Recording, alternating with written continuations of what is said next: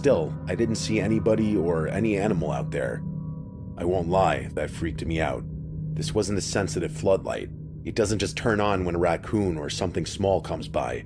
Something big enough to activate the sensor had to turn it on. And that's what freaked me out. I didn't even make it back to my chair when I thought I heard a scratching sound coming from the front door. I shouted and asked if anybody was out there, and nobody responded.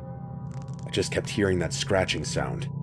That gave me a little more reason to believe an animal was out there, but it still didn't make a lot of sense. The animals around the camp never tried to get into one of the cabins this aggressively.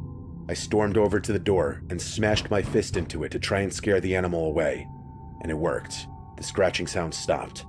I started listening through the wooden door, trying to hear anything I could so I could determine what animal was outside. A few seconds later, I heard the undeniable sound of footsteps descending the wooden stairs that led to the front door. I was in shock and fear all at once. I finally worked up the courage a few seconds later to stand up and look out the window that's next to the front door. I expected to see a person standing in the driveway staring at me, but once again, it was just the darkness and nothing else.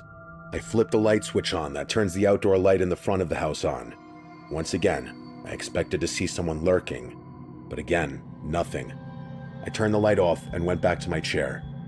I sat in silence for a while, trying to figure out what was happening. During that time, I didn't hear or see anything that made me think twice. Even though I know I heard the sound of footsteps, I convinced myself that I had misheard whatever was out there, and it had to be an animal. It was the only logical thing that made sense.